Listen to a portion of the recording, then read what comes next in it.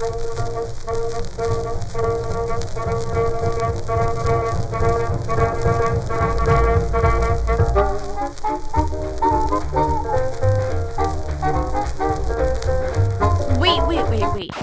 Is anyone actually learning anything from this? Yeah, I didn't think so. Let's try something different. Large machinery such as front loaders are dangerous equipment to work in and around. Slideshows and PowerPoints from the past won't cover it. In 2023, 22 front-end loader deaths were reported by OSHA. The most common front loader incidents included overturns and tip-overs, unseen obstacles, struck by and caught in incidents. OSHA reported this incident that occurred in May of 2023. On this spring morning, a front loader operator was working in an area and pushing and dumping loads of material. Another employee was nearby and working on the floor on foot. They were doing some work in the area, sweeping, doing some bypass. The front loader operator was unaware of the pedestrian in the area. As they pushed forward with the material and attempted to back up, they ended up striking the other employee. The injured employee suffered a broken spine, multiple broken ribs, and multiple internal injuries, including punctured organs. He later died in the hospital. He was 57. That could have been any of our Green Metals employees. That man was a son. He could have been a father, a brother, a friend. That could have been any of our family members or any of us. That is why it is so important to not only know how to operate equipment, but know how to operate it safely. In the following video, we will explain the process of pre-op inspection, basic operation, refueling, and safety key points to each step. Pre-op checklist. Your trainer will provide you a pre-op checklist when they do the hands-on training and review this process with you. Walk around the vehicle and note any damages found on the checklist. This includes any structural or cosmetic damage found.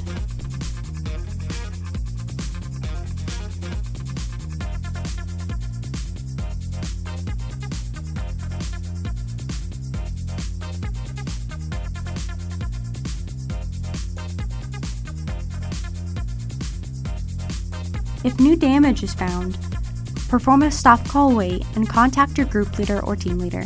Look under the vehicle for any oil or coolant leaks. Check the oil dipstick for the oil level. Fill if needed and note on the check sheet. If you do not know how to do this, perform a stop call wait and contact your group leader or team leader. Check the transmission fluid. The sight glass is located on the left side under the steps. Visually check the radiator for any obstruction of airflow. Check that it is free of debris and dust, and blow out as needed. Next, check the engine coolant level. Do not open the cap if the machine is still hot. Next, you will need to enter the cab. Always use 3 points of contact when climbing in or out of any piece of equipment.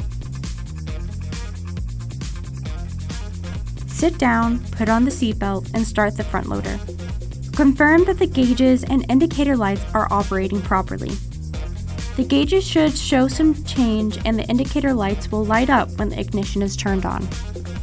Check the fuel gauge. Check the operation of all controls. Check the operation of all controls. Check the operation of all controls. This includes moving the bucket up and down. This is done by pulling back on the joystick, located to your right. Pushing the joystick forward will lower the bucket. Tilt the bucket back towards you. This is done by pushing the joystick to the left, towards the seat. Pushing it to the right, away from the seat, will tilt the bucket away from you. Place the gear shift in the reverse position. Check the reverse alarm. Place the gear shift button back in neutral position and set the emergency brake. Turn off the ignition until the engine stops and turn on the ignition switch to the ACC. This will give electrical power to the exterior light switches. Turn on the lights. The switch is on the right side of the upper control panel. Exit the cab. Take care to ensure that the gear shift remains in neutral and the emergency brake remains set when exiting the cab. Remember, always use 3 points of contact when climbing in or out of any piece of equipment. Walk around the vehicle and check all lights. If not working properly, perform a stop, call, wait, and note on the check sheet. Climb back into the cab using 3 points of contact. Turn off the lights, shut off the ignition switch. Check the first aid kit and make sure that it is sealed. If missing, take a note and perform a stop, call, wait. This is the basic pre-op instructions. Of course, each front loader and location safety rules might differ, but most of them will be the same. Your trainer will include this in their hands-on training. Enter the cab. Always remember to use 3 points of contact when climbing in or out of any piece of equipment. Make sure to put your seatbelt on. This is required.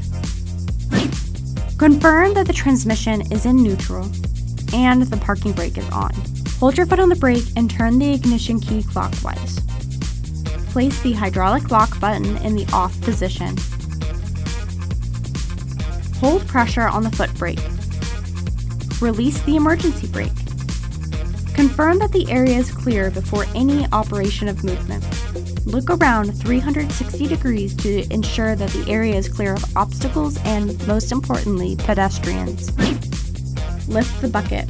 This is done by pulling back the joystick located to your right. Pushing the joystick forward will lower the bucket. Tilt the bucket back towards you.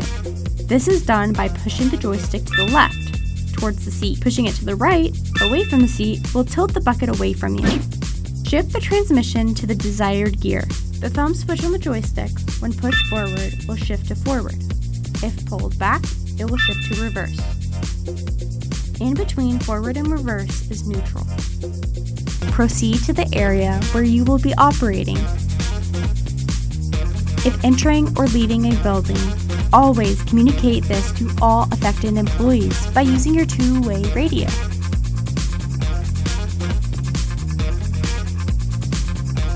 Always remember to blow your horn before entering the building. This is where you will perform your needed operations.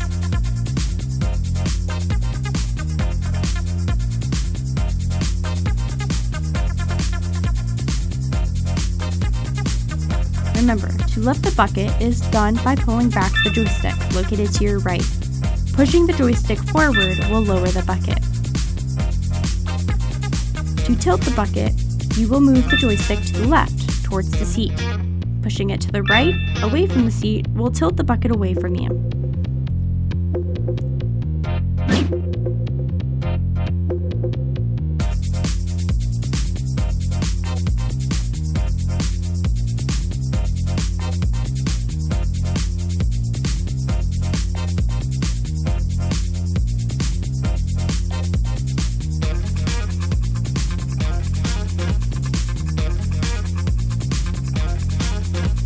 When finished with the assigned task, announce to all affected employees your intentions to remove the front loader from that area. Blow your horn when leaving the building. Do this prior to exiting through the doorway.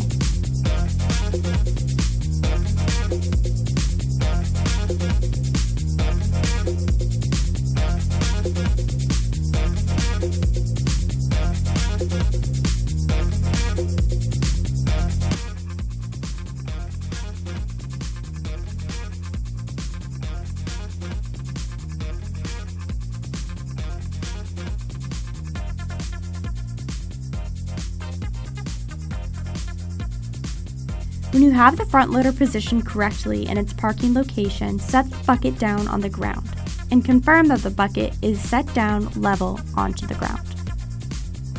Place the gear shift in neutral. Place the hydraulic lock button in the on position. The hydraulic lock button is located next to the parking brake. Shut off the front loader motor and remove the key. Remove the seatbelt. When you are exiting the cab, use 3 points of contact when climbing out.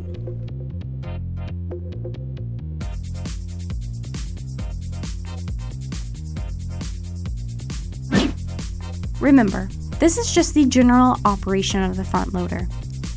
During your hands-on training, your instructor will show you how to operate the equipment and gain that skill needed. Refueling the front loader. Make sure you wear the proper PPE, including a face shield, rubber gloves, and an apron.